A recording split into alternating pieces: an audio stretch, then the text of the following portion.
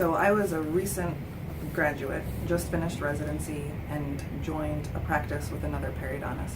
And the associate there had been using the LANAP protocol for about 10 years. So I walked in with my armamentarium of different ways to treat periodontal disease into this place and saw the results that he was getting with this new tool that I'd never been exposed to and never heard of, and was just blown away by LANAP as a treatment modality for periodontal disease. So I immediately looked into Millennium Dental and read all about LANAP and the ND YAG laser and realized that I needed to have it as part of my toolbox in order to treat periodontal disease, because without it, I was functioning at a disadvantage. The whole point of going to perio residency is you learn ways to treat periodontal disease, and you want to learn all of them. I chose my residency NYU because of the number of faculty, so I get to learn from all these different people how they treat periodontal disease, and then I can take from that and bring to my patients. So when I graduated and realized I didn't have that tool, I didn't have LANAP as an option or LAPIP as an option to treat my patients, I felt at a disadvantage. It was a really tough decision to become trained in LANAP after going through dental school and accruing all those loans and accruing all the loans of periodontal residency. But I looked at it as I've already spent this much money on getting where I am and picking the best. So that's why I chose to continue.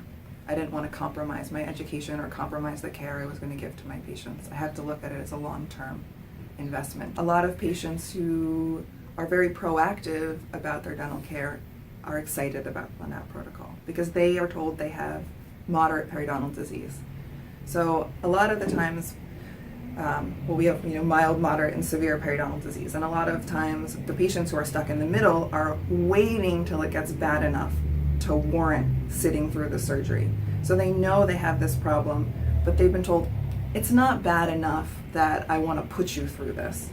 And they hear about LANAP and they realize that there's something I can do now instead of waiting till it gets worse and then going through this horrible experience.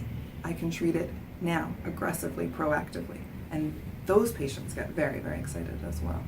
A lot of young women with aggressive periodontal disease, women who were younger than me as a new doctor, who came in with aggressive periodontal disease, and one, were not even aware that they had it, which is also really, really difficult to tell someone that when they're in their 30s or in their mid-20s that they have a disease that is so aggressive that they may lose some of their teeth.